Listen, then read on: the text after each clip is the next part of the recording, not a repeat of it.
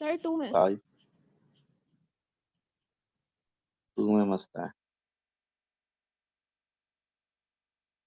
Question number 2 में कह रहे हैं कि डेंसिटी ऑफ वाटर 1 है, डेंसिटी ऑफ ग्लिसरीन 1.3 है।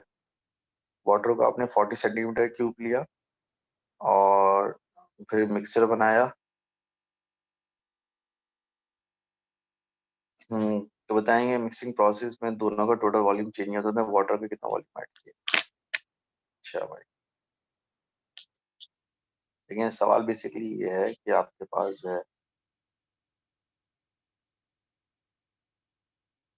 आपके पास एक ग्लिसरीन था, ठीक है, और ग्लिसरीन का वॉल्यूम था 40 सेंटीमीटर क्यूब, ठीक है, ग्लिसरीन का वॉल्यूम था 40 सेंटीमीटर क्यूब था,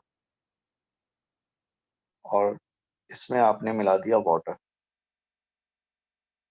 ये आ गया वाटर, आ गया इसके अंदर, ठीक है, वाटर मिला दिया। उसके बाद जब ये मिक्सचर बना तो इस मिक्सचर की डेंसिटी जो है वो कितनी है, 1.1 ग्राम पर सीएम क्यूब, ठीक है। डेंसिटी ऑफ वाटर दी है, डेंसिटी ऑफ ग्लिसरीन भी दी।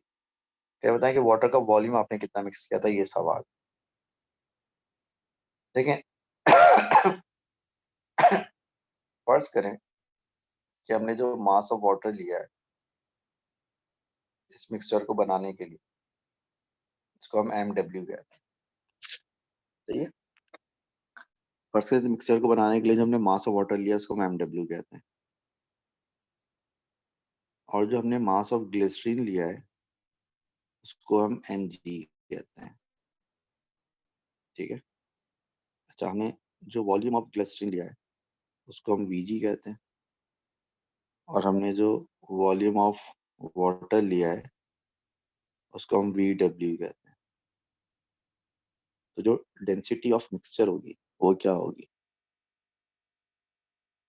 डेंसिटी ऑफ मिक्सचर होगी मास MW mg divide by VW plus Vg, यानी कि total mass upon total volume, ऐसे ही होगा ना। अच्छा, अब इसमें से हमें बहुत कुछ पता है। मिसाल के तौर पर जो हमारे पास मास ऑफ ग्लिसरीन है वो कैसे आएगा, density of glycerin multiply by volume of glycerin. तो density of glycerine is 1.3 and volume of glycerine is 40। तो कितना हो जाएगा, ये सिंपली हो जाएगा 52 ग्राम। तो हमारे पास ग्लिसरीन का मास भी है, हमारे पास ग्लिसरीन की का वॉल्यूम भी है, हो गया। अच्छा, मास ऑफ वाटर जो हमने मिक्स किया है वो भी बराबर होगा किसके, डेंसिटी मल्टीप्लाई बाय वॉल्यूम के, ठीक है। तो हमारे पास जो डेंसिटी ऑफ वाटर है वो कितनी है, 1। वॉल्यूम ऑफ वाटर हमें नहीं पता है कितना है, जैसे पता ये चला कि जितना हमने मास ऑफ वाटर लिया होगा उतना ही हमने वॉल्यूम ऑफ वाटर भी लिया होगा, क्योंकि जब 1 से मल्टीप्लाई करेंगे तो MW बराबर आएगा VW के। अब जो डेंसिटी ऑफ मिक्सचर है, अब जो डेंसिटी ऑफ मिक्सचर है वो बराबर है mass of water plus mass of glycerine divide by volume of water plus volume of glycerine. अब डेंसिटी ऑफ मिक्सचर कितनी है, डेंसिटी ऑफ मिक्सचर है 1.1, mass of water is equal to volume of water plus mass of glycerine is 52 gram, volume of water मालूम करना है, plus volume of glycerine is 40। Cross multiply करेंगे तो 1.1 volume of water plus 1.1 multiply by 4, 44 is equal to volume of water plus 52।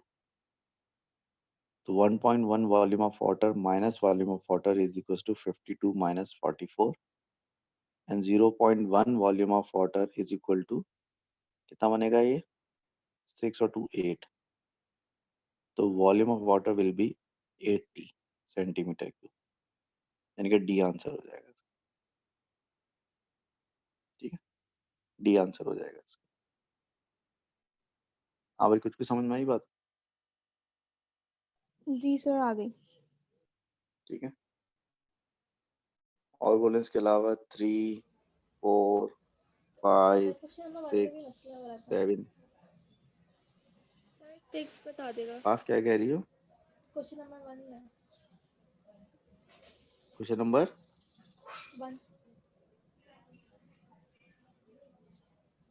1, ये question number 1 ये वाला। जी। इसमें कह रहा है कि two solid substances P and Q have atoms of mass mp and mq respectively. They have np and nq atoms per unit volume. Density of P is greater than density of Q. So what must be correct?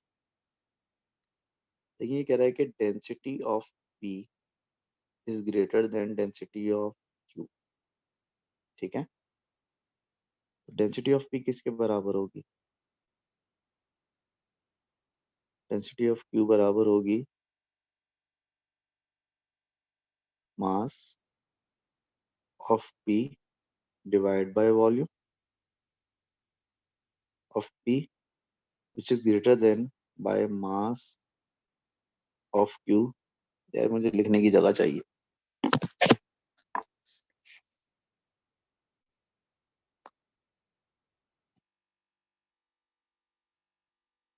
कहाँ लिखूं इसको मैं? वहीं पे जगह है, ये रही जगह। देखो ये कह रहा है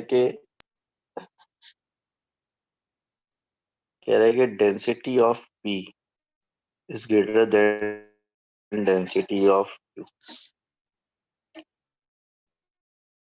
अब डेंसिटी ऑफ P का मतलब है mass of Q upon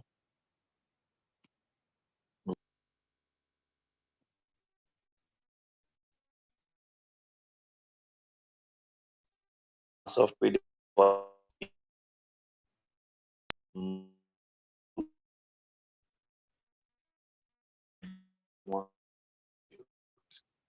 mass of P divide by volume, ऐसे ही होता है।